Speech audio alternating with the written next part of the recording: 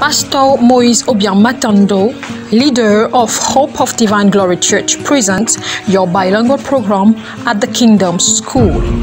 Teachings about the Word of God. Be blessed in Jesus Christ's name. Le pasteur Moise Obiang-Matondo, leader du ministère Espérance de la Gloire Divine, vous présente l'émission À l'école du Royaume de Dieu, une émission bilingue d'enseignement à la lumière des Saintes Écritures. Bon confort d'écoute et que Dieu vous bénisse.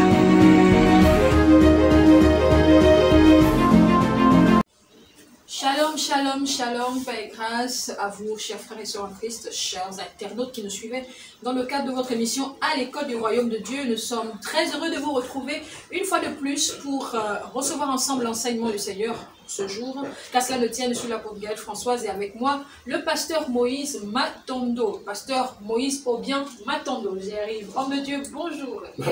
Bonjour, merci. Comment vous allez? Ça va par la grâce de Dieu. Nous sommes dans la joie de vous retrouver et nous osons espérer que vous également, vous êtes bien assis là où vous êtes avec vos carnets certainement et vos Bibles pour prendre des notes aujourd'hui. Alors, nous aurons un thème, la révélation de la grâce divine, c'est cela? Bien sûr. Voilà, et nous, après avoir élaboré plusieurs fois certainement des explications sur la foi tout au long des semaines précédentes, aujourd'hui nous parlons de la révélation de la grâce divine. Et avant toute chose, pasteur, quand même, comment est-ce que les internautes réagissent face aux enseignements qui sont donnés ça et là? Nous pouvons quand même remercier le Seigneur, rendre gloire à Dieu, parce que ce sont des enseignements qui trouvent beaucoup d'adhésion de la part de frères et sœurs, des internautes. Et donc nous pensons que c'est une émission qui permet à une véritable édification en fait de frères et sœurs. Est-ce que c'est pour dire que le Seigneur certainement est en train d'accomplir ses desseins dans le cadre de la réalisation de cette émission? Bien entendu. Alors, comme vous l'avez écouté, nous osons espérer que vous aussi vous rentrerez dans votre destinée, vous aussi vous retrouverez certainement la joie de vivre en étant à l'école du royaume de Dieu. Alors, homme de Dieu, la révélation de la grâce divine, pourquoi ce thème? Est-ce que c'est une révélation par rapport à la saison dans laquelle nous sommes ou alors c'est une interpellation que vous avez reçue de la part du Seigneur? Bon, c'est beaucoup plus une interpellation. Et quand le Seigneur vous interpelle, ça veut tout simplement dire que c'est quelque chose qu'il trouve nécessaire en fait de vouloir partager à son peuple en fait pour que son peuple aille à un autre niveau. Vous savez, donc déjà l'Église est dans la grâce. Donc en réalité, nous sommes à l'âge de l'Église. Mais il n'y a pas d'Église du Seigneur s'il n'y a pas la révélation de la grâce. Donc on ne peut pas parler de l'Église si on ne parle pas en fait de la grâce. Mais il s'avère que la grâce est mal comprise dans l'Église. C'est la raison pour laquelle le Seigneur nous a interpellés. D'ailleurs, vous pouvez constater qu'on devait normalement continuer avec les différents aspects de la foi, mais il y a eu comme une interposition. Tout à fait. Oui, le Seigneur donc nous a mis à cœur de parler de la grâce et puis de revenir sur la foi. De parler de la grâce et de revenir sur la foi. Et ce qui est, avant qu'on ne rentre de plein pied dans la thématique de ce jour, je reste quand même focalisé sur le terme grâce divine. Bon, on aura peut-être, vous avez certainement développé, mais quand même, puisque nous sommes en train d'essayer de comprendre le choix du Seigneur par rapport à ce thème, vous avez déjà dit que le mot grâce est mal compris. Alors, mais quand on met encore divine devant la grâce, bon, est-ce que la grâce n'est pas foncièrement divine? Est-ce qu'il y a une grâce maléfique? On ne sait pas. Comment est-ce que de prime abord on peut comprendre ce choix? Bon, la grâce, elle est divine. Oui. La grâce est un concept divin. Oui.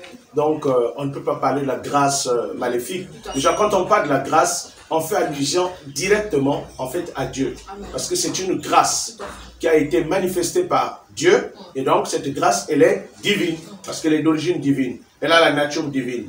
Donc, c'est ce que nous allons peut-être essayer d'expliquer pour que les uns et les autres puissent comprendre. Donc je crois qu'ici, la nécessité de mettre le mot divine, c'était tout simplement pour que les uns et les autres aient la compréhension de la grâce selon le Seigneur. Exactement. Alors, si vous nous prenez à peine, nous sommes dans le cadre de votre émission À l'école du royaume de Dieu. Moi, je suis dans la joie de vous retrouver et nous osons espérer que vous aussi, parce que la vie d'un homme, d'une femme va certainement changer dans ces 40 ou sinon 45 minutes que nous avons à passer avec vous. Que l'Esprit Saint nous assiste tout simplement. Alors, homme de Dieu, moi, je vous remets la parole pour débuter cette explication, sinon cet enseignement. Ok, merci donc la sœur Gaëlle. Alors donc, fidèles auditeurs, comme la modératrice l'a si bien annoncé, nous allons partager avec vous la thématique de la grâce divine. Et donc, la révélation de la grâce divine, donc c'est le thème de notre partage aujourd'hui, la révélation de la grâce divine. Alors, la grâce est presque enseignée dans l'Église. Nous n'apportons pas ici, en fait, de nouveaux concepts. Ce n'est pas une nouvelle doctrine que nous apportons. Mais nous voulons tout simplement clarifier l'antenne de tout le monde, la compréhension des uns et des autres, pour que ce concept de la grâce soit bien maîtrisé et soit bien compris. Alors donc, on ne peut pas parler en fait de la vie en Christ si on ne parle pas de la grâce. Donc la vie en Christ est rattachée à la grâce. Et la vie en Christ, c'est une vie de grâce. Maintenant, au-delà de tout ce que nous connaissons, c'est quoi la grâce? Alors, je prends le texte de base que nous avons, c'est Éphésiens chapitre 2, du verset 1 jusqu'au verset 10. Éphésiens chapitre 2, du verset 1 jusqu'au verset 10. Mais nous allons commencer par le verset 8. Nous allons commencer par le verset 8 et nous allons nous arrêter au verset 9. Et puis, progressivement, nous reviendrons sur tout le texte que nous avons proposé. Dans le verset 8 d'Éphésiens chapitre 2, la parole de Dieu déclare: Car c'est par la grâce que vous êtes sauvés, par le moyen de la foi, et cela ne vient pas de vous, c'est le don de Dieu. Et le verset 9 dit: Ce n'est point par les œuvres, afin que personne ne se glorifie. Alors, on va d'abord s'arrêter là. Alors, la Bible nous dit que c'est par la grâce que nous sommes sauvés. Moi y compris. Parce que la Bible dit que c'est par grâce que vous êtes sauvés. Mais je fais partie de ceux qui doivent être sauvés ou qui sont sauvés par la grâce. Alors donc, la Bible dit que c'est par la grâce que nous sommes sauvés. Par le moyen de la foi. Et la suite dit: Et cela ne vient pas de vous. C'est le don de Dieu. Alors donc, nous comprenons que la grâce ne vient pas des hommes. Mais la grâce vient de Dieu. Alors, la grâce est définie comme étant une faveur divine. C'est la faveur divine. Mais en fait, la grâce est une équation. Il y a deux aspects qu'il faut comprendre dans la grâce. La grâce est égale à la puissance de Dieu plus la faveur divine. Donc, il y a un concept de puissance, parce que c'est charisme en grec. Voilà, donc il y a une puissance comme charismatique, en fait c'est là. Voilà, donc il y a une puissance, il y a une dynamis et il y a une faveur. Alors donc, lorsqu'on parle de la grâce, on voit automatiquement la puissance de Dieu manifestée et la faveur divine. Maintenant, les théologiens définissent la grâce comme étant l'amour de Dieu en manifestation. Ça aussi c'est vrai. C'est l'amour de Dieu en manifestation. Maintenant, nous allons devoir expliquer ces deux concepts que nous avons mentionnés. L'amour de Dieu en manifestation et, de l'autre côté, cette équation qui signifie la puissance plus la faveur divine. Alors, maintenant, dans un premier temps, pourquoi la grâce? La grâce est intervenue à cause de la loi. S'il n'y avait pas la loi, la grâce n'allait pas intervenir. Alors, nous savons que Dieu a suscité Israël. Il a appelé Moïse pour conduire le peuple et il a donné la loi à Moïse ou à Israël. Donc la loi, c'est un code de conduite. Donc le peuple d'Israël qui était sorti de l'esclavage de l'Égypte et à qui Dieu a donné une nation qu'on appelle le pays de Canaan, devait fonctionner en fait par la loi. Donc la loi représente en quelque sorte la constitution du royaume de Canaan. Alors donc, et Dieu avait établi une alliance avec le peuple d'Israël pour que le peuple puisse observer les commandements de la loi. Maintenant, la loi est un ensemble de principes. C'est un ensemble de commandements dont le peuple est tenu à respecter. Et maintenant, la loi stipule que tout citoyen, membre d'Israël, qui n'aura pas à exécuter la loi, qui n'aura pas à respecter la loi, sera passible de jugement. Et donc, la loi a pris ses dispositions au milieu du peuple dans sa nature juridique, bien entendu. Et donc la loi disait, faites ceci et vous serez justifiés. Et alors vous serez bénis. Obéissez au commandement, et après avoir obéi au commandement, la loi va vous bénir. Mais il s'avère que personne n'a été béni par la loi. Ni capable de respecter. Ni capable de respecter la loi. Personne. Ça dit tout le monde, y compris Moïse, a été déclaré faillible par la loi. D'ailleurs, il a même été condamné par la même loi. C'est pourquoi il n'est pas entré dans le pays de Canaan. Tout à fait. Alors donc, la loi n'a sauvé personne. Mais alors que la loi vient de Dieu. Alors, mais qu'est-ce qui se passe? Comment Dieu peut donner quelque chose à son peuple ou prétendre le bénir, mais malheureusement, personne n'est sauvé par la loi. Alors, conclusion, est-ce que la loi est c'est-à-dire, bon, bilan, on va parler comme ça, bilan, est-ce que la loi, parce que quand on fait le bilan, on doit regarder, il y a la loi, et il y a le peuple, il y a Israël. Alors, qu'est-ce qui n'a pas marché? Est-ce que la loi est mauvaise? Non, la loi est bonne. Elle est même parfaite, parce qu'elle vient de Dieu. Mais le problème à quel niveau? Le peuple, il est comment? Le peuple, lui, il est pécheur, il est charnel. Donc, la chair n'a pas la capacité d'obéir à la loi divine. Voilà le problème. Donc, le problème se trouve donc, dans la chair, c'est-à-dire dans la nature humaine. Donc, cette nature du péché rend la loi impuissante. C'est comme si la loi est mauvaise. Or, la nature humaine n'a pas la capacité d'obéir à la loi. C'est pourquoi tous ont été condamnés. Et donc, voilà, donc tous, à cause du péché, ont été déclarés coupables vis-à-vis de la loi. C'est pourquoi dans Romains chapitre 3, le verset 23, la Bible dit, dans Romains chapitre 3, le verset 23, la Bible dit, tous ont péché et sont privés de la gloire de Dieu. Parce qu'en fait, la récompense qu'avait promise, en fait, là, ceux qui obéiraient à la loi, c'est la gloire. Mais malheureusement, personne n'a été capable d'entrer dans la gloire. Pourquoi? Parce que, en fait, le péché a rendu impossible au respect de la loi. Maintenant, Dieu, dans son amour, parce qu'en réalité, ce n'est pas un amusement. Les pécheurs, le salaire du péché, c'est la mort.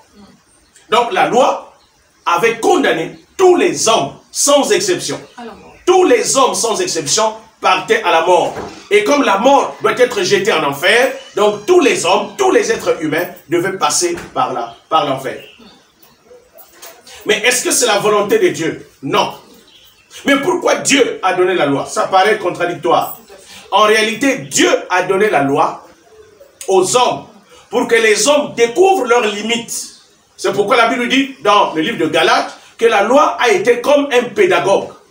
La loi est venue comme à exercer en fait la pédagogie pour attirer l'attention de l'homme afin de venir vers Dieu pour dire à Dieu, Seigneur, sans toi je ne suis rien, je suis limité, je suis incapable, donc je viens auprès de toi, donc pour que tu me rendes capable, pardonne-moi de tous mes péchés. Malheureusement, l'homme n'est pas revenu. L'homme a persévéré dans son état de nature, dans son état de péché. L'homme n'a même pas été humble pour reconnaître ses limites, pour revenir vers Dieu. Et donc, par conséquent, tous ont été coupables. Donc, tous allaient à la perdition. Et donc, la loi a condamné tout le monde. Donc, nous avons été sous la condamnation de la loi. Et personne, par conséquent, ne pouvait être béni par la loi. Alors, donc, la loi n'a béni personne et la loi a condamné tout le monde. Voilà donc la réalité de la loi. Maintenant, Dieu, dans son amour, a pris une décision souveraine, dans le but de sauver les hommes, parce que les hommes appartiennent à Dieu. Mais Dieu est juste vis-à-vis de sa loi. Donc, Dieu ne viole pas sa loi. La loi condamne tous les hommes parce que les hommes sont passibles de jugement. Maintenant, de l'autre côté, Dieu aime les hommes. Il ne veut pas que les hommes aillent à la perdition. Alors, qu'est-ce qu'il faut faire? Maintenant, Dieu, en tant que grand magistrat, en tant que le grand juriste de l'univers, a mis en place une autre disposition légale pour permettre aux hommes qui étaient condamnés par la loi de ne plus l'être. Alors, donc, on va voir l'aspect juridique du Créateur. Alors, comme Dieu, qu'est-ce qu'il va faire? Puisqu'il est celui qui initie les lois, celui qui est l'auteur des lois. Alors, vous savez, pour qu'une loi soit abrogée ou soit déclarée caduque, il faudrait qu'il y ait une autre nouvelle loi. Il faut qu'il y ait une nouvelle loi pour abroger une autre qui soit mise en place. Donc, Dieu va prendre maintenant un décret souverain. Je précise bien. Un décret souverain. Mais qu'est-ce qui va amener Dieu à prendre ce décret souverain? C'est l'amour. Donc Dieu va décider. Je ne veux pas que les hommes aillent en enfer. Parce que les hommes m'appartiennent. Je les aime. Maintenant, de l'autre côté, j'ai mis en place ma loi et personne n'a respecté la loi. Donc, par rapport à ma justice, les hommes doivent aller à la condamnation. Maintenant, je prends une autre loi qui est supérieure à la loi qui a été donnée au peuple, à la loi morale, à la loi qui a été donnée comme code de vie. Alors, Dieu va prendre une autre loi qu'on appelle a appelé la grâce. Vous voyez, je vais prendre une image. Lorsque, généralement ça arrive dans nos pays, chaque année, le chef de l'État fait ce qu'on appelle la grâce présidentielle. C'est-à-dire, il prend la décision de libérer certains prisonniers au-delà de ce qu'ils ont fait. C'est-à-dire, le président de la République prend un décret de façon souveraine parce que la Constitution lui donne ce droit d'agir au-delà de la Constitution. Donc, il prend un décret pour libérer certains prisonniers. Et la libération de ces prisonniers dépend de son propre chef. Dépend de la décision du chef de l'État. Et donc, le chef de l'État prend la décision que tel individu, malgré les motifs par lesquels ils ont été condamnés, en ma qualité de chef de l'État, je décide qu'à partir de maintenant, ces personnes sont libérées. Alors, maintenant, quand le chef de l'État prend la décision pour libérer ces personnes, est-ce que ces personnes n'ont pas été condamnées par la justice du pays? Oui. Mais pourquoi? Les faits sont avérés. Ils ont des motifs. Le tribunal reconnaît. C'est-à-dire, c'est stipulé par le jugement, par la justice, que ces personnes qui sont en prison ont été condamnées par la loi. Mais le chef de l'État prend un décret pour justifier ces personnes qui sont en prison. Et ces personnes, normalement, doivent être libres, malgré les motifs qui les condamnaient, malgré l'emprisonnement, malgré le fait qu'ils devaient mourir en prison. Alors, ils sont libérés par un décret pris par le chef de l'État. Donc, le chef de l'État prend un décret pour libérer ces prisonniers-là. Maintenant, quand le chef de l'État prend le décret est pris à la présidence. Les prisonniers sont en prison. Il faut qu'on aille informer les prisonniers pour leur dire qu'à partir de maintenant, vous êtes libres. S'ils veulent douter, on leur montre, voici la preuve. Le chef de l'État a signé un décret qui a été promulgué au journal officiel, et ainsi de suite, avec toute la démarche juridique qui s'y est. Alors, à partir de maintenant, vous êtes libres, parce que le chef de l'État a signé votre libération. Donc, c'est ce qu'on appelle la grâce présidentielle. Donc, malgré tout ce qu'ils ont fait comme motif, malgré tout ce qu'ils avaient comme délit, la grâce présidentielle a décidé que ces prisonniers doivent être libres. Et après, ils sortent. Maintenant, quand ils sortent de la prison, cela ne veut pas dire qu'on les encourage à devenir des fauteurs de troubles, à violer la loi. Non, ce n'est pas ce que ça veut dire. Ça veut dire que par rapport aux motifs pour lesquels ils avaient été condamnés, ils sont justifiés. Maintenant, ils reviennent dans la société comme des membres à part entière de la société pour observer quoi? La loi.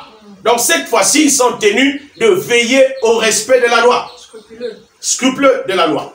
Alors, c'est ce qui se passe. C'est ce qui s'est passé. Donc, nous étions condamnés en enfer. Nous étions condamnés par la mort. Nous devions mourir. Nous étions condamnés à être des pécheurs. Nous avons violé la loi divine. Et la conséquence du péché, c'est la mort. Or, la mort se manifeste par plusieurs choses qui tendent vers la destruction. C'est-à-dire les maladies, la souffrance, la pauvreté. Tout ça, ce sont les conséquences du péché de la mort. Donc, les hommes étaient des malades, étaient des pécheurs, étaient des pauvres. Donc, on était condamnés à la pauvreté, au lien des ténèbres. On était esclaves des puissants des ténèbres. On était condamnés, en fait, au vaurien. On était condamnés à ne pas réussir. Aucune destinée n'était permise, en fait, de s'accomplir. Toutes les destinées étaient bloquées. Pourquoi? Parce que la loi avait établi son droit de veto. Maintenant, Dieu a pris une décision souveraine devant le trône de la... C'est ce qu'on appelle ça, le trône de la grâce de Dieu. Dieu a pris un décret qui stipule que tous les hommes sont maintenant libres.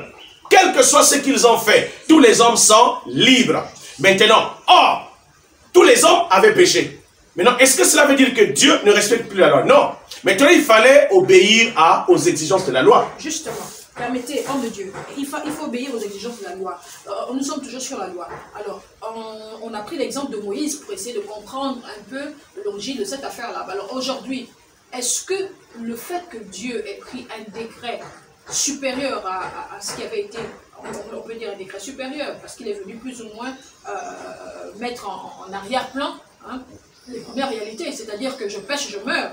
Donc par la grâce maintenant, nous avons été justifiés. Mais est-ce que nous continuons plus ou moins à ressentir les effets de cette loi? Est-ce que le fait qu'elle ait été abrogée, ça veut dire totalement effacée? Est-ce qu'elle n'est plus présente? Parce qu'aujourd'hui, on entend encore cette expression qui dit tout se paie ici-bas. Est-ce que ce n'est pas plus ou moins, on va dire, une autre manifestation de cette même loi-là? Est-ce que le fait que la grâce divine a été introduite par Dieu lui-même a totalement effacé ou alors mis aux oubliettes la première loi? Ok. Aujourd'hui, de nos jours, bien sûr. Voilà, donc je pense que c'est dans ce sens qu'on doit aller. Alors donc, bon, permettez que je termine parce que ça va permettre en fait de la bonne compréhension de la question que vous avez posée. Puisque Dieu est juste, donc la loi vient de Dieu. Donc Dieu justifie les hommes qui étaient passifs de jugement, qui étaient condamnés par la loi. Alors si Dieu prend juste le décret et déclare tous les hommes libres, maintenant la justice et la loi, qu'est-ce qu'on fait? Alors Dieu doit faire quoi? Il doit obéir également aux exigences de la loi parce que la loi vient de lui. Exactement. Donc ça veut dire que les hommes doivent être condamnés. C'est-à-dire les hommes doivent être condamnés. Maintenant, qu'est-ce que Dieu fait? C'est là où nous allons comprendre la puissance de la grâce. Donc, malgré le fait que les hommes étaient condamnés, Dieu a pris un décret pour justifier tous les hommes. Donc, tous les hommes sont déclarés non coupables. Tous les hommes sont déclarés libres. Les malades sont guéris. Les pauvres sont libérés. En fait, tous ceux qui nous condamnaient, l'acte dans les ordonnances nous condamnait, comme la Bible dit dans Colossiens chapitre 2, le verset 14, l'acte dans les ordonnances nous condamnait a été aboli. Maintenant, la justice et la loi, qu'est-ce qu'on en fait? Dieu respecte la loi, parce que la loi vient de Dieu. Maintenant, au lieu que tous les hommes aillent au tribunal, subissent, aillent en prison, en enfer, continuent à être malades, continuent à être pauvres, pour subir en fait toutes les conséquences de la loi, Dieu va prendre une personne, la personne de Jésus-Christ. Donc Jésus-Christ va être choisi comme celui qui va porter la condamnation, le jugement qu'allaient subir les hommes, pour que la justice de la loi soit respectée. Pour que la loi ne condamne, ne dise pas à Dieu que Dieu, tu n'es pas juste. Donc Jésus-Christ va subir à la place de tous les hommes condamnés la justice de la loi. C'est pourquoi Jésus a souffert à la croix. C'est de cela que Jésus a souffert. Donc Jésus a subi la condamnation. Jésus a subi les maladies qu'on devait subir. Jésus a subi la pauvreté qu'on devait subir. Jésus a goûté l'enfer que nous devions subir.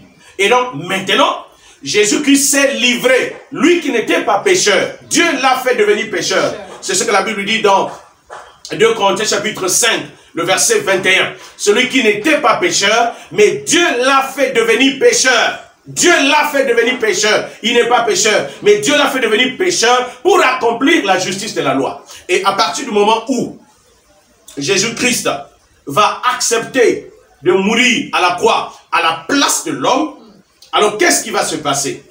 Toute la justice de la loi va être satisfaite. Et quand la justice de la loi a été satisfaite, les hommes ont été déclarés justifiés vis-à-vis de la loi. Pas directement, mais à travers la personne de Jésus-Christ. Donc, nous avons été déclarés justes vis-à-vis de la même loi que nous avons violée de façon réelle. Et de façon volontaire. Et de façon volontaire. Mais à cause de l'œuvre que Jésus a accomplie à la croix, devant la même loi qui nous condamnait, nous nous sommes déclarés justes vis-à-vis de la loi. Pourquoi? Parce que Jésus-Christ est devenu notre substitut. Il s'est livré à notre place. Donc Jésus est notre substitut. Ça veut dire que tout ce que Jésus a subi à la croix, c'est ce que nous étions en train de subir à travers lui. Et donc Jésus-Christ va accomplir toute c'est-à-dire la justice de la loi. Et donc la justice de la loi va être satisfaite à travers la personne de Jésus-Christ. Maintenant de l'autre côté, la loi exigeait que tout le monde respecte la loi pour que les hommes soient bénis. Et donc Dieu n'a pas annulé la loi. C'est pourquoi Dieu va envoyer en même temps Jésus-Christ vivre pendant la loi. Donc c'est pourquoi Jésus-Christ est venu pendant la loi. Et Jésus est venu à l'époque de la loi. Il est mort également dans la loi, parce qu'il a été condamné par la loi. Maintenant, Jésus a vécu pendant la loi, et en vivant pendant la loi, il n'a pas été déclaré pécheur, coupable vis-à-vis de la loi. C'est-à-dire qu'il a respecté totalement les exigences de la loi par sa façon d'être. Et donc, toutes les bénédictions que la loi avait réservées, Jésus-Christ les a reçues. Maintenant, quand Jésus-Christ meurt à la croix, Dieu dit, Jésus, les bénédictions que tu as reçues pendant que tu as vécu sur terre, en respectant toute la loi, ne sont pas pour toi seul. Parce que tu n'es pas seulement le substitut pour mourir pour les hommes, mais tu es aussi le substitut pour être une source de bénédiction pour les hommes. Donc tous les retombées de la loi, tous les bénéfices de la loi appartiennent également aux hommes. Maintenant, qu'est-ce qu'on va faire pour que les hommes bénéficient de ta justice, pour que les hommes bénéficient de tes bénédictions? On a mis une condition. Il faudrait que tout homme sur la terre t'accepte dans sa vie comme Seigneur et Sauveur. À partir de ce moment, si quelqu'un t'accepte, alors Dieu va utiliser ce qu'on appelle la loi de l'imputation. Donc Dieu va faire un virement. C'est-à-dire toute la vie de Jésus, toute la justice de Jésus, toutes les bénédictions de Jésus vont être virées dans la vie de la personne. Donc Dieu va ouvrir en quelque sorte un compte vie, un capital vie va être déposé dans la vie de toutes les personnes qui vont accepter Jésus-Christ. Et donc, ce que Jésus-Christ est vis-à-vis de la loi, alors va devenir également la vie de toutes les personnes qui l'auront reçu. Je sais d'expliquer cela, en fait, terre à terre, pour que ça soit compréhensible. Parce que quand on reste un peu dans les thèmes théologiques, ça apporte à confusion.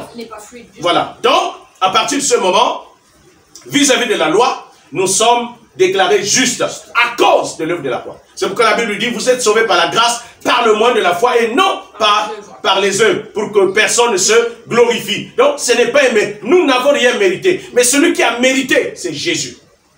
C'est la mauvaise compréhension justement de la personnification de Jésus-Christ en tant que grâce qui justifie aujourd'hui que plusieurs, malgré ce grand don que Dieu a fait, soient toujours dans la souffrance, soient toujours dans la maladie, soient toujours dans les problèmes. Et c'est comme ça qu'il faut comprendre cela, homme de Dieu. Bon, c'est en partie cela. Donc, il faut que les frères et sœurs comprennent bien que nous n'avons pas mérité la justice de la loi. Même les bénédictions, nous ne les avons pas méritées. Mais c'est Dieu qui nous fait don de tout cela à travers Jésus-Christ. Normalement, la personne qui a mérité tout ça, c'est Jésus. Maintenant, pourquoi Jésus, on va aller peu vite, pourquoi Jésus n'a pas péché par rapport à la loi? Jésus n'avait pas la nature du péché. Il avait la nature divine. Donc le problème de l'homme, c'est sa nature. Maintenant, quand Jésus arrive, il apporte également la grâce. C'est pourquoi Jean, chapitre 1, le verset 17, je pense, dit, la loi est venue par Moïse. C'est-à-dire la condamnation est venue par Moïse, mais la grâce et la vérité sont venues par Jésus-Christ. Et comment suivre Jésus-Christ? Puisque de nos jours, on sait que la primauté, c'est l'esprit. Hein? Or, par exemple, Galates 5, je ne me trompe pas, nous demande de marcher selon l'esprit et non selon la chair, hein, selon les désirs de la chair. Mais comment est-ce possible aujourd'hui, sachant qu'on a toujours justement cette chair-là collée à nous? Comment est-ce possible? Voilà, ok. Donc, je pense qu'on y arrive. Alors donc, il faut comprendre que si nous, les hommes, nous avons péché par rapport à la loi, nous n'avons pas pu accomplir la loi parce que la nature humaine, qui est la nature du péché, n'a pas la capacité de se soumettre à Dieu et de faire même ce qui est bon pour Dieu, à cause de la nature. Parce que cette nature du péché, c'est une nature opposée à la nature de Dieu. Donc quand cette nature humaine agit, elle ne fait que des actes qui vont à l'encontre de la volonté de Dieu. C'est la raison pour laquelle le problème de l'homme, c'est sa nature. C'est la nature qui est la source de tous les problèmes de l'homme. Maintenant, Dieu, dans son amour, a compris. Donc la loi condamnait les hommes, mais la grâce n'est pas venue pour condamner. La grâce, au contraire, a eu pitié, compassion des hommes. Et la grâce s'est rendue compte que le problème des hommes, on peut exiger aux hommes d'obéir à la loi, ils ne peuvent pas à cause de la nature qu'ils ont. Donc, qu'est-ce qu'on va faire? On va leur changer de nature. Et donc, cette nature qu'on va leur donner, c'est la nature divine. Et cette nature était en Jésus-Christ. Donc, c'est pourquoi la parole s'est faite chair, Dieu s'est fait chair, et donc il est venu sur la terre pour que, à travers l'acceptation, tous les hommes reçoivent la nature de Dieu à travers le Christ. Bon, en réalité, c'est Jésus que nous recevons, mais en fait, Jésus est le Christ. Voilà ce qui se passe. sais pas comment il faut expliquer ça. Voilà, regardons comme les aliments. Vous voyez, l'être humain a besoin de l'énergie alimentaire. Oui. Donc, l'énergie alimentaire se trouve dans les aliments. Mais en fait, ce n'est pas les aliments qui nous intéressent. C'est la force, c'est l'énergie qui est à l'intérieur des aliments, en fait, que nous tirons. Donc, si vous prenez par exemple le poulet, vous le mettez dans votre congélateur, ce n'est pas parce que vous avez la nourriture dans votre maison que vous avez de l'énergie. Vous devez consommer, vous devez recevoir à l'intérieur, vous devez manger. Parce que manger et recevoir, c'est la même action. Donc, vous devez recevoir, vous devez manger, vous devez consommer, vous devez recevoir à l'intérieur de vous les aliments. Et en recevant les aliments, vous allez recevoir en fait l'énergie, donc la vie qui est à l'intérieur. C'est de la même façon que nous devons recevoir Jésus. En recevant Jésus, nous allons recevoir le Christ qui est à l'intérieur. Et donc, comme les aliments, lorsque nous les consommons, nous recevons de l'énergie et cette énergie vient dans le sang. Circule à travers le sang et véhicule à travers le sang pour fortifier chaque organe. Donc, sur le plan spirituel, puisque l'homme était un esprit, en recevant Jésus, nous recevons le Christ. Et c'est le Christ, en fait, qui vient énergiser notre esprit, qui donne la vie à notre esprit. Et lorsque nous recevons le Christ, nous devenons comme lui dans notre esprit. Et à partir de ce moment, nous avons maintenant la nature divine. Et avec cette nature, on peut maintenant obéir à la parole de Dieu. La loi, en réalité, n'a pas été abolie. La loi morale n'a pas été abolie. Parce que dans la loi, il y avait les rites de la loi qui avaient trait, en fait, au temple. C'est-à-dire à la sainteté. Les legs. Voilà, les legs, à la sainteté et tout ça, il fallait faire des ablutions. Ça, Jésus-Christ les a accomplis par son sacrifice. Parce qu'il est l'agneau de Dieu qui ôte le péché du monde. Mais la loi morale, c'est-à-dire les règles de conduite, de bonne conduite, n'ont pas été abolies. C'est-à-dire les 10 commandements en tant que règles de conduite. Écoutez, quand vous recevez la grâce en Jésus-Christ, ça ne veut pas dire que vous pouvez violer, vous pouvez voler, vous pouvez faire l'adultère. Non! Parce que vous avez la nature de ne plus faire ces choses-là. C'est la raison pour laquelle on dit, au lieu de marcher maintenant par la nature charnelle, par la nature humaine, vous devez dépendre maintenant de cette nouvelle nature spirituelle, parce que quand vous fonctionnez dans cette dimension spirituelle, vous n'allez pas désobéir à la loi. Pour aborder dans le même sens, donc ici, il faut dire aux fils de Dieu qui nous suivent, aux hommes et aux femmes qui ont accepté Jésus-Christ, et bien ceux qui vont accepter pendant cette émission, parce qu'ils comprennent aussi naturellement l'importance d'avoir Christ dans sa vie, hein, en prenant l'exemple de l'aliment et l'énergie qui est à l'intérieur, parce que c'est l'énergie qui nous donne la forme, la jeunesse et tout ce qui va avec. Donc, le fait que la parole de Dieu dise que tout est accompli ne nous donne pas naturellement le droit de faire ce qu'on veut. Non. Donc, il faut être moralement correct. Exactement. Il faut être moralement correct parce que, au contraire, Dieu devient plus exigeant aux personnes qui sont dans la grâce qu'aux personnes qui sont dans la loi. Parce que les gens qui étaient dans la loi ont été pardonnés. Mais dans la grâce, il n'y a pas de pardon. Parce que vous avez été pardonné.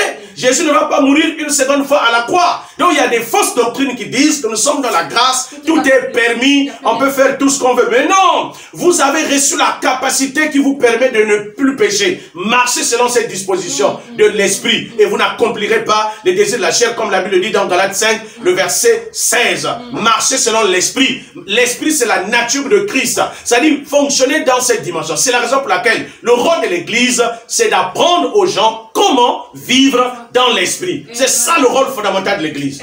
Amener les gens à comprendre ce fonctionnement de l'esprit. D'où, je crois que donc, les recommandations, sinon les exigences de ce grand Dieu, en ce qui concerne par exemple le livre d'Apocalypse, s'adresse d'abord à son Église, que nous sommes, c'est-à-dire ceux qui ont reçu Christ. Exactement. Vous savez, Apocalypse signifie révélation de Jésus-Christ. C'est-à-dire dévoilement de Jésus. Donc si quelqu'un veut mieux comprendre la vie en Christ, il faut lire le livre d'Apocalypse. Mais malheureusement, le livre d'Apocalypse est considéré comme étant mystérieux. Les gens ont peur de ça, parce qu'on utilise les symboles. C'est le livre le plus spirituel, c'est-à-dire le plus simple, qui explique dans les détails qui est Christ. Mais malheureusement, c'est ce livre-là qui est considéré comme étant suspect. Nous avons ici, vous avez parlé d'équation, donc nous avons ici, d'un bord, nous avons la loi, qui existait avant que Christ, qui est la personnification de la grâce, n'intervienne. Nous avons de l'autre côté Jésus-Christ. Donc, c'est-à-dire, on quitte de ce bord-là pour l'autre bord, où nous avons eu le pardon, où nous avons été justifiés. Alors, est-ce que c'est pour dire à un homme, à une femme aujourd'hui, qu'il serait judicieux de quitter du bord? C'est-à-dire, ça veut dire que si on n'a pas reçu Christ aujourd'hui, nous sommes toujours sous la loi. Oui, c'est-à-dire quand vous n'avez pas reçu Jésus, vous êtes toujours sous la condamnation de la loi. Vous n'avez aucun pardon de péché. Voilà, vous êtes dans le œil pour œil, dent pour dent. C'est-à-dire vous n'avez pas d'excuse. Donc vous devez quitter la dispensation de la loi pour entrer dans la dispensation de la grâce. Or, la dispensation de la grâce, la dispensation de la loi, ce sont des façons d'être. Donc, or la loi demandait aux hommes de vivre par leurs efforts. Or, les efforts de l'homme sont limités. C'est pourquoi aujourd'hui, il y a des gens qui continuent à vivre par leurs efforts. Et ils n'ont pas de résultat. Pourquoi? Mais parce que les efforts de l'homme ne peuvent pas satisfaire, en fait, aux résultats que nous attendons. Même ce que nous avons besoin dans notre vie. Puisque la vie de l'homme est divine. L'homme est l'image de Dieu. En réalité, la vie que nous avons ne nous appartient pas. C'est la vie de quelqu'un d'autre que nous avons reçue. C'est pourquoi nous sommes des porteurs de vie. D'ailleurs, la preuve, le souffle de vie est renouvelé chaque jour, indépendamment de notre volonté. Comment l'homme va dire que sa vie lui appartient? Aidez-nous quand même à comprendre, avant qu'on arrive vers le terme, parce que le temps court très vite, aidez-nous quand même à comprendre ici l'apport des œuvres. Parce que d'aucuns disent qu'il faut faire de bonnes œuvres, au moins le Seigneur regarde certaines. Est-ce que, à quel niveau est-ce qu'on peut se dire, bon, je suis déjà sauvé, j'ai pas besoin, moi, de poser des œuvres quelconques. Ou alors, quelqu'un aussi peut se dire, bon, moi, je paye mes dîmes tout le temps. En tout cas, moi, j'ai donné les rideaux à l'église. Donc, moi, même si je vis n'importe comment, le Seigneur regarde mes œuvres. Okay. Comment comprendre l'apport des œuvres dans, justement, la dispensation de la grâce? C'est là où il y a une confusion. C'est-à-dire beaucoup de personnes disent, parce qu'il y a Paul qui parle du salut par la grâce et non par les œuvres. Et il y a Jacques qui parle du salut par les œuvres. Alors, on a comme l'impression que Jacques et Paul se contredisent. Ils ne se contredisent pas, ils sont complémentaires. D'ailleurs, Paul lui-même l'explique parce que c'est Paul qui a reçu la pleine révélation de la grâce. Déjà, quand vous lisez le verset 10 de Romains 2, d'Éphésiens 2, l'apôtre Paul dit, car nous sommes son ouvrage. Nous avons été créés en Jésus-Christ pour des bonnes œuvres. Donc, si nous sommes sauvés, si nous sommes dans la grâce, c'est pour pratiquer des bonnes œuvres qui sont agréées par Dieu. Maintenant, de quelle manière nous devons pratiquer les bonnes œuvres? C'est par l'esprit. Donc, les œuvres que nous pratiquons par la dimension de l'esprit. Donc, en réalité, quand quelqu'un est dans la grâce, la personne est tenue de pratiquer les bonnes œuvres. Parce qu'en fait, les bonnes œuvres servent à quoi? À confirmer le salut.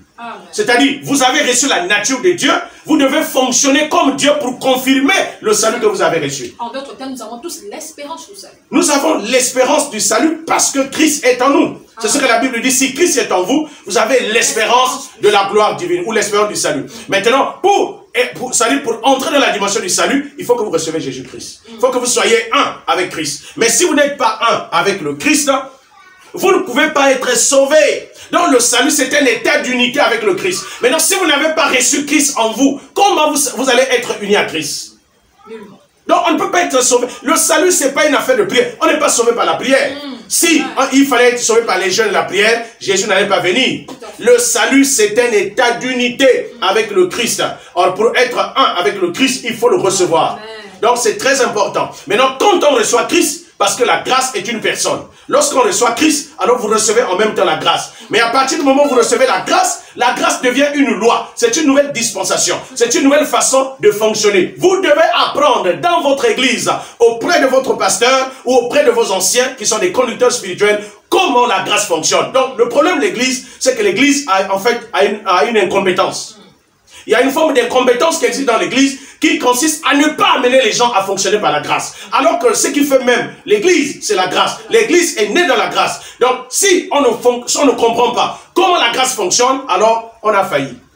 De la même manière que la loi a failli, nous aussi, nous pouvons faillir dans la grâce parce que nous ne savons pas comment amener les gens à fonctionner. Voilà, donc la nouvelle loi aujourd'hui, c'est la loi de la grâce. Mais attention, la loi de la grâce est plus exigeante que la loi qui était donnée à Israël. Et heureusement pour nous que nous avons l'Esprit Saint pour nous aider. Exactement. À comprendre les exigences du Seigneur et à nous y soumettre parce que de nous-mêmes, nous ne pouvons pas. Alors, homme de Dieu, nous sommes quasiment arrivés au terme, mais je crois que ce thème est très, non seulement interpellateur, mais très profond. La dispensation de la grâce, nous étions sur la question des œuvres.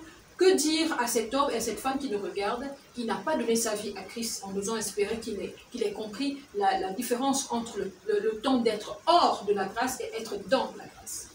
Ok, frères et sœurs, vous qui nous suivez à travers votre petit écran, vous avez suivi ce que nous avons partagé. Et vous êtes sans sans savoir que si vous n'avez pas Christ, vous n'êtes pas sauvé. Si vous n'avez pas Christ, vous n'êtes pas sauvé. Et donc, c'est le moment pour vous de recevoir Jésus-Christ afin que vous ne restiez plus dans la dispensation de la loi. Pour que vous ne soyez plus condamnés par la loi. Pourquoi? Vous n'êtes pas à l'époque des ancêtres où ils n'ont pas eu l'opportunité de recevoir l'évangile. Parce qu'en fait, il y a une disposition, ça on en parlera. Parce qu'on peut se poser la question de savoir, mais les gens qui n'ont pas connu Christ, qui n'ont même pas entendu parler de Christ, est-ce qu'ils sont sauvés? Voilà. La Bible parle de tout cela. Donc, mais vous qui êtes dans la dispensation de la grâce, parce que l'évangile est prêché partout aujourd'hui. Donc, ce qui est important, c'est de recevoir Jésus-Christ dans votre vie. Si vous ne recevez pas Jésus-Christ, vous restez sous la condamnation. Donc, c'est le moment pour vous de recevoir Jésus. Et maintenant, si vous êtes d'accord avec ça, prenez la décision maintenant de le recevoir. Parce que accepter Jésus, c'est une décision. Changer de vie est une décision. Vous pouvez quitter de la condamnation à l'état de la justification. Vous pouvez être justifié à l'instant même si vous recevez Jésus-Christ maintenant. Alors donc, faites cette prière avec nous. C'est votre décision qui compte. Ce n'est pas ce que je dis, mais je vous accompagne dans votre décision. Si vous avez pris la décision de changer de vie, ça ne peut se faire qu'à travers Jésus-Christ. Alors dites avec moi, Seigneur Jésus, j'ai entendu ta parole et maintenant, j'ai compris que si je ne te reçois pas, je reste dans la condamnation. Je décide maintenant d'être sauvé et de quitter la condamnation. Je prends la décision maintenant de te recevoir dans ma vie, afin que tu sois mon Seigneur, mon Sauveur et mon Maître personnel. Je scelle ce fait dans ma vie. Et je déclare maintenant que je suis né de Dieu et je suis une nouvelle création. Les choses anciennes sont passées et toutes choses sont devenues nouvelles. Que la grâce de Dieu soit votre partage. Au nom puissant de Jésus-Christ. Amen.